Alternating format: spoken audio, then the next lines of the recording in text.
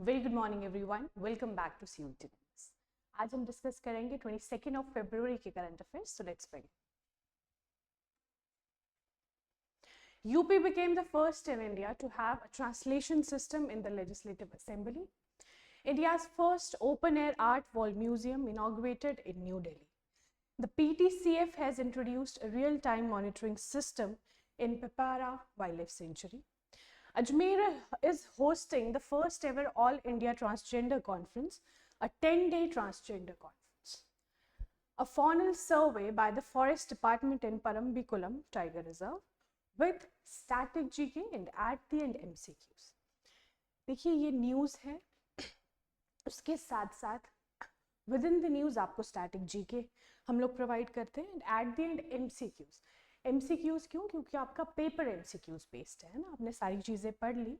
At the end अगर आपने MCQs वाला पार्ट मिस कर दिया तो फिर वो इतना ज़्यादा मतलब आपके लिए फ़ायदेमंद नहीं होगा। तो एट द एंड एमसीक्यूज जो होंगे वो आपको सॉल्व करने हैं, वो कैसे, पूरा एनालिसिस अच्छे से देख के। अगर आप डायरेक्ट एमसीक्यूज पे चले जाओगे तो आपको कुछ समझ में नहीं लगेगा, है ना। पूरा एनालिसिस अच्छे से देखिए, उसके साथ स्टैटिक जीके उसका पढ़िए, एट द एंड एमसीक्यूज तभी आप सॉल्व कर पाओगे। और जब मैं एंड में सारे एमसीक्यूज सॉल्व करके आपको जो भी सवाल देती हूँ उसका जवाब ज़रूर कमेंट सेक्शन में दिया करें, है ना। आपकी प्रैक्टिस क्वेश्चन रहते हैं और आपको याद भी रहेगा, तो आपके लिए फ़ायदेमंद है। चलिए सबसे पहले कल की क्लास वाला सवाल, Which nation became the latest member of the BRICS on January 6, 2025? तो यहाँ पे सवाल था कि कौन सा देश ब्रिक्स का न्यूएस्ट मेंबर बना है, लेटेस्ट मेंबर बना है। Date was mentioned January 6, 2025।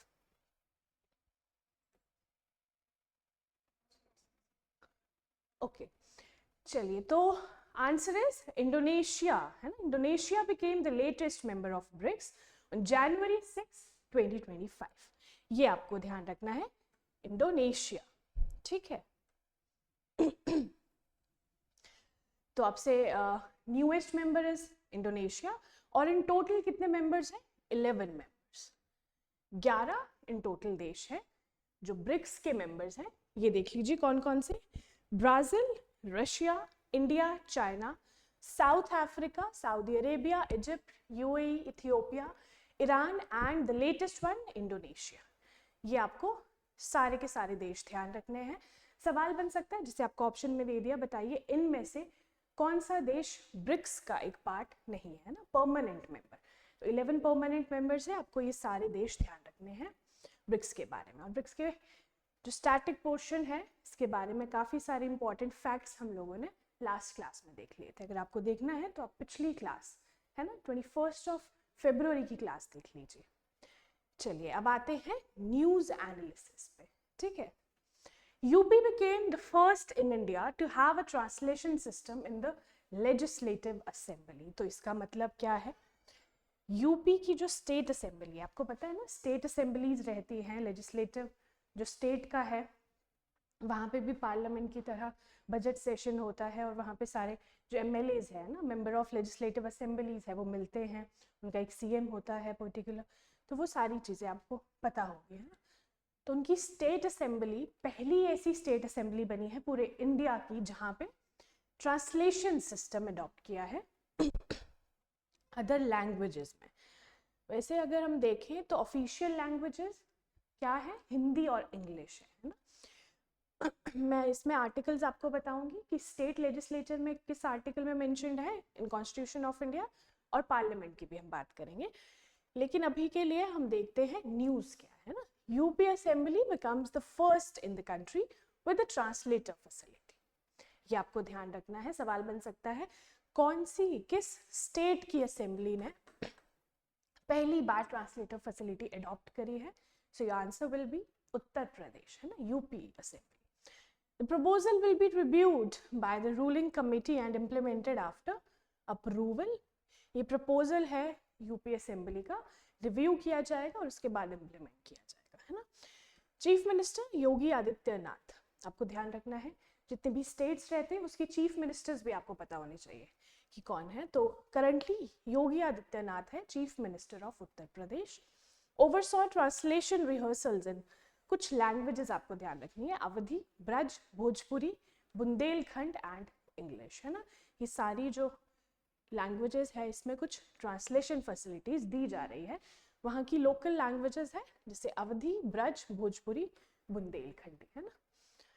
Bundelkhand वाला बुंदेली लैंग्वेज हम इसे कहते हैं। The official languages of the Lok Sabha और parliament of India are Hindi and English mentioned in article 120। Very important. देखिए ये स्टैटिक पोर्शन है, ये आपको बिल्कुल मिस नहीं करना है। करंट न्यूज़ से सवाल कैसे बनता है? स्टैटिक पोर्शन से, है ना। करंट न्यूज़ में चलिए कोई चीज़ है न्यूज़ में, उसका बैकग्राउंड क्या है, उसका स्टैटिक पोर्शन क्या है, उसको पॉलिटी से कैसे रिलेट कर सकते हैं, ज्योग्राफी से कैसे रिलेट कर सकते हैं, या फिर इकोनॉमिक्स से कैसे कर सकते हैं। तो ये सारी चीज़ें आपको ध्यान रखनी है, खाली न्यूज़ नहीं पढ़नी है। Static portion is very very very important. इसलिए हम आपके लिए सारा ये जो एनालिसिस है ये हम लोग किस बेसिस पे लेके आते हैं? ये हम लोग लेके आते हैं कि आप लोगों के पास स्टैटिक पोर्शन के नोट्स भी रहे, है ना। न्यूज़ के साथ साथ स्टैटिक इज मस्ट।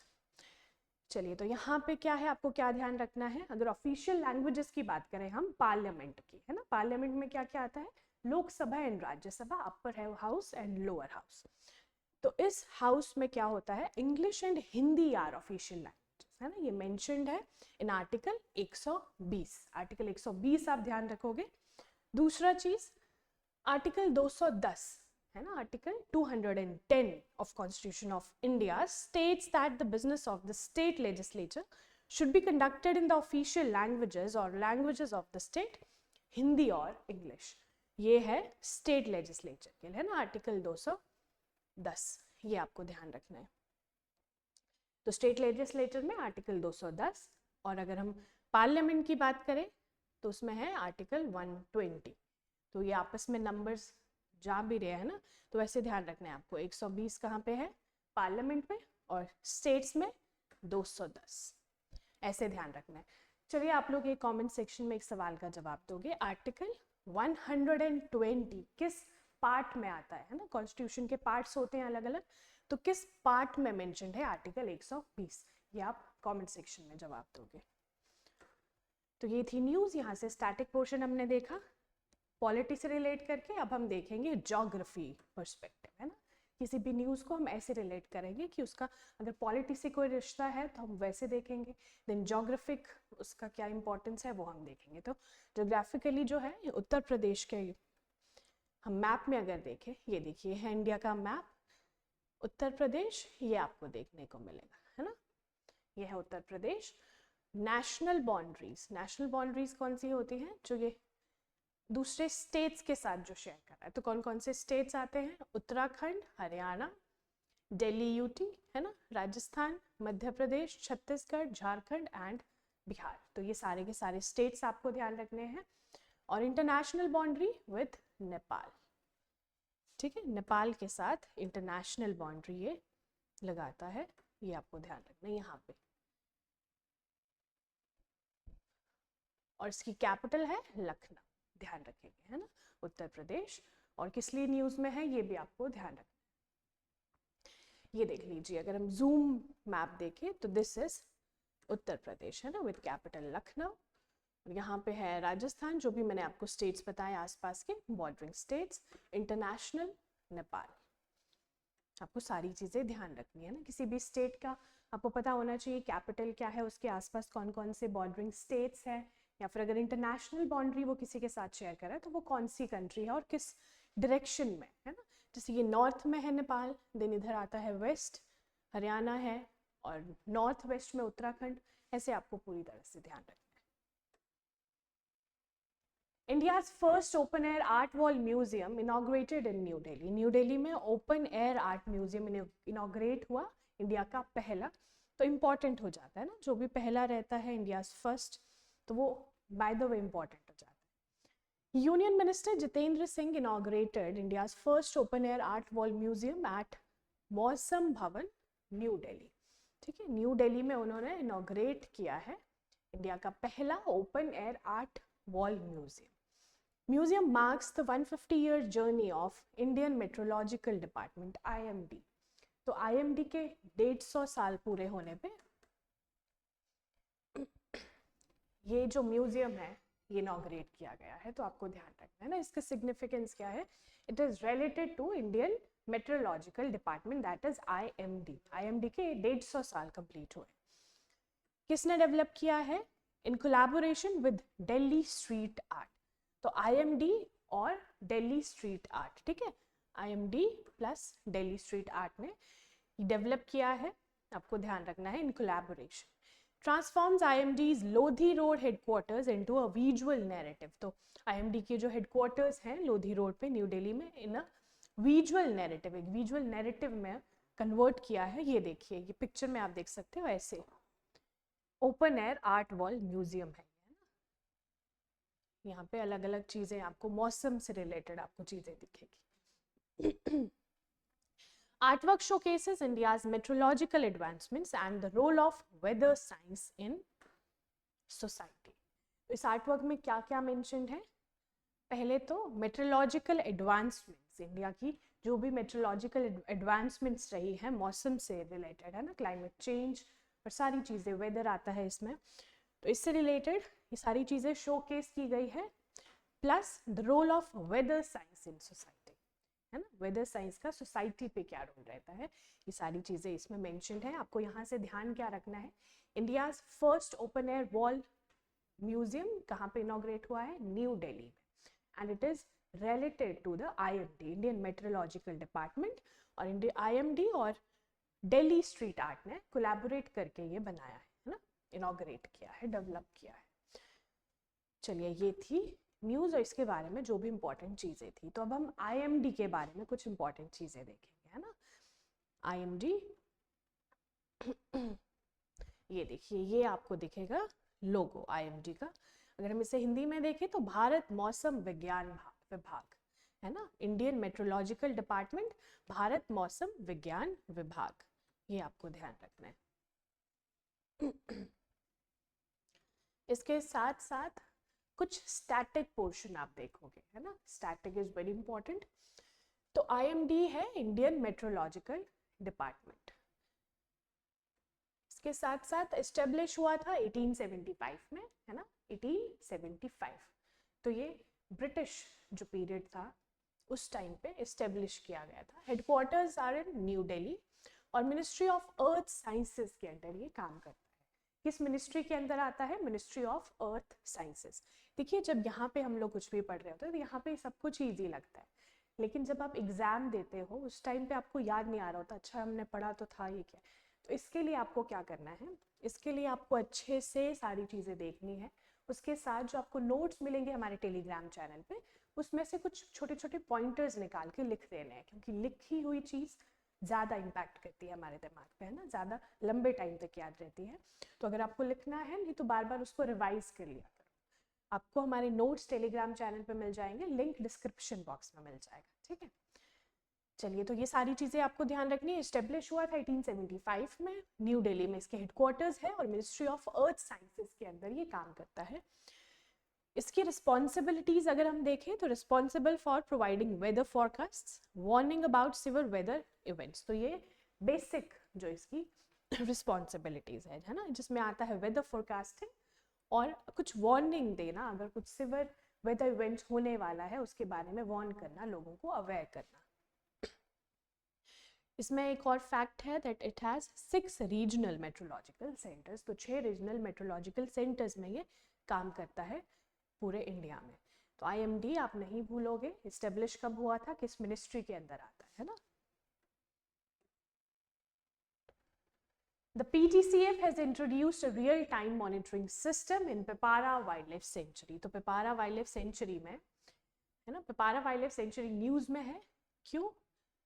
ये देखिए, पेरियार टाइगर कंजर्वेशन फाउंडेशन, जो PTCF क्या है, Periyar tiger conservation foundation, introduced real time monitoring and networking system in Pipara wildlife sanctuary. तो इन्होंने real time monitoring and networking system, है ना, आर्टिफिशियल इंटेलिजेंस का यूज होके लोगों ने इंट्रोड्यूस किया है real time monitoring and networking system. कहाँ पे? Pipara wildlife sanctuary.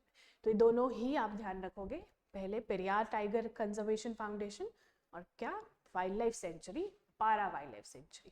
तो ये थी न्यूज़। अब हम स्टैटिक पोर्शन देखेंगे पिपारा वाइल्ड लाइफ सेंचुरी के बारे में। ये सेंचुरी जो है it is in Thiruvananthapuram district of Kerala. आपको पता होगा तिरुवनंतपुरम क्या है, केरला की कैपिटल भी है ना। तो केरला की capital city, capital district that is Thiruvananthapuram, वहाँ पे ये लोकेटेड है, covering 53 square kilometres. 53 square kilometre के एरिया में ये फैला हुआ है wildlife sanctuary, Peppara wildlife sanctuary. तो लोकेटेड है केरला, तिरुवनंतपुरम।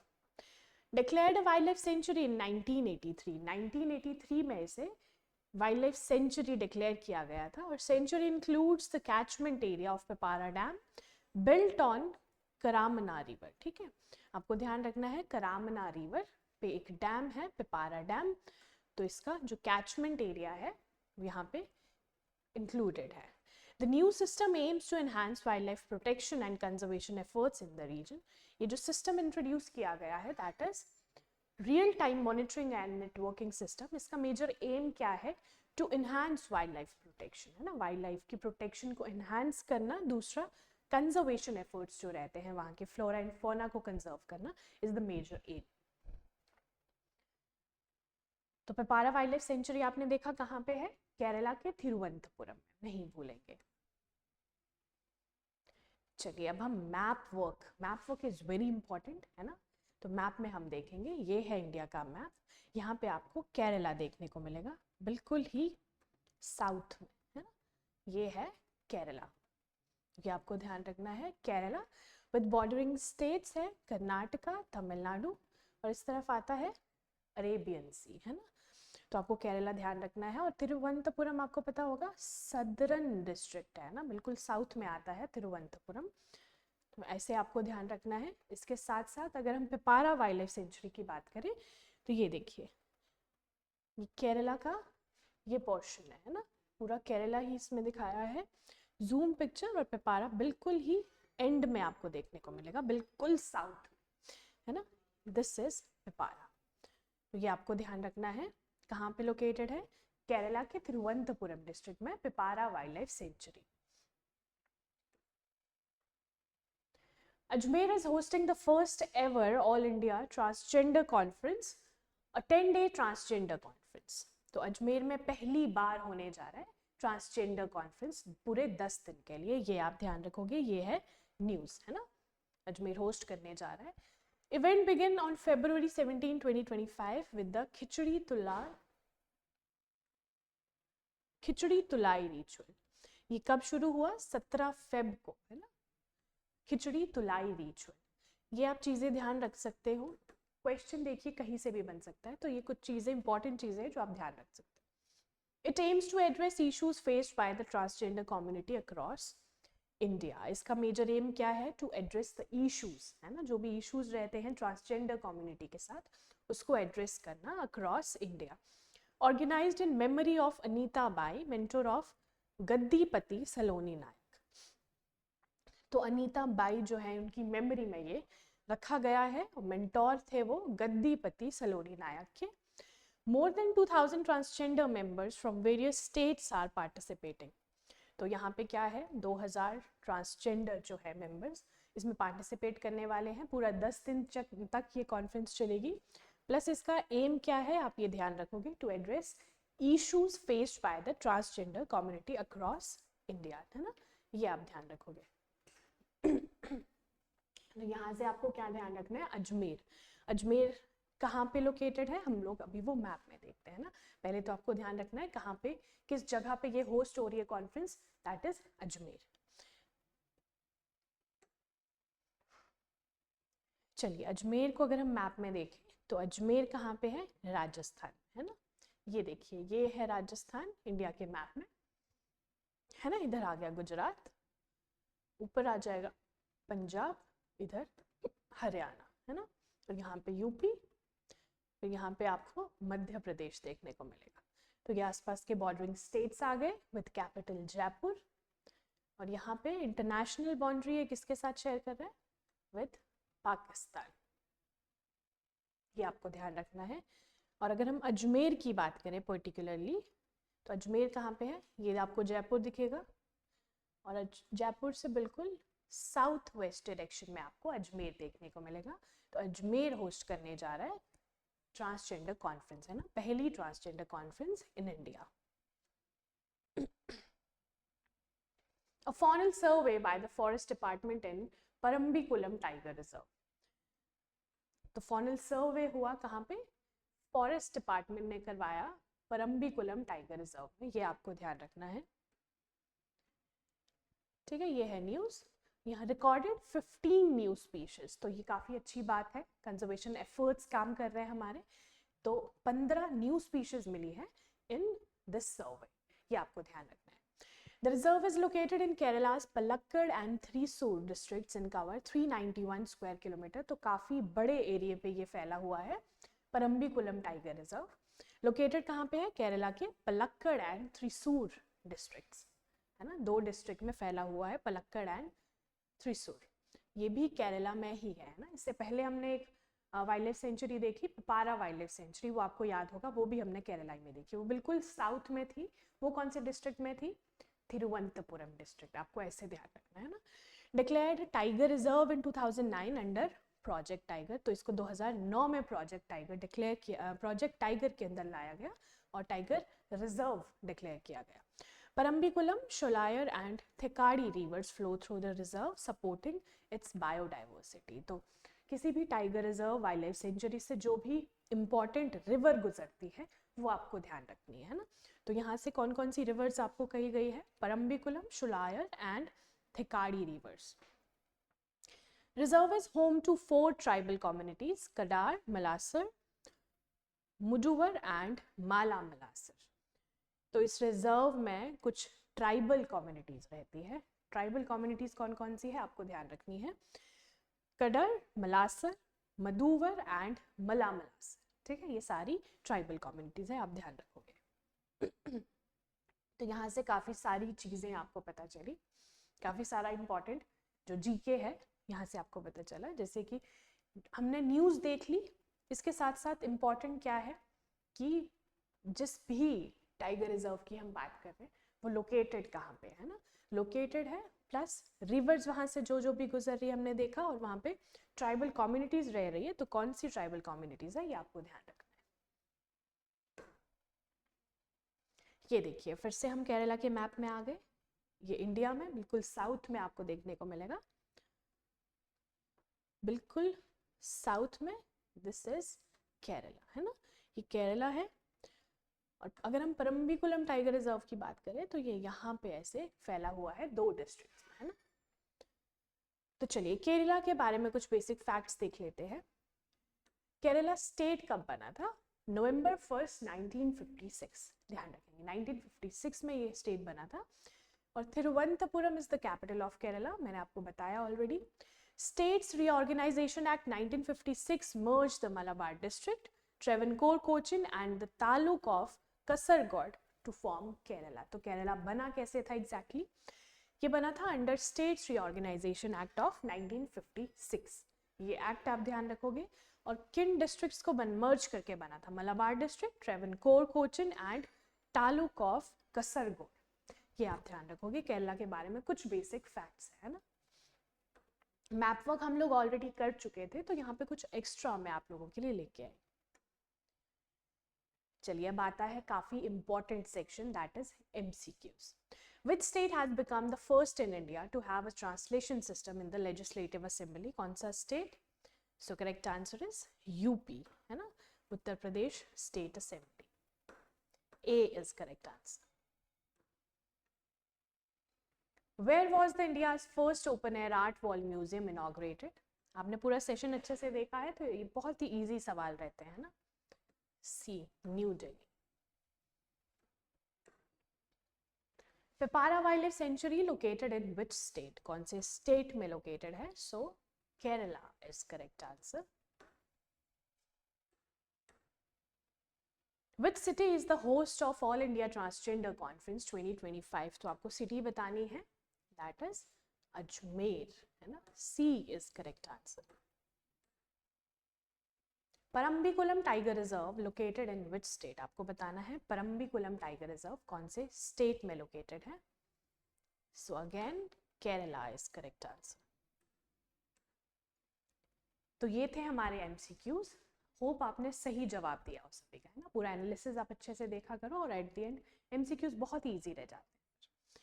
चलिए अब ये सवाल जो है इसका जवाब आप कमेंट सेक्शन में दोगे। Bordering states of Kerala with direction आपको बताने हैं। केरला हम आज 2 बार पढ़ चुके हैं ना, 2 वाइल्ड लाइफ सेंचुरीज और टाइगर रिजर्व जो है इसके अंदर हमने पढ़े।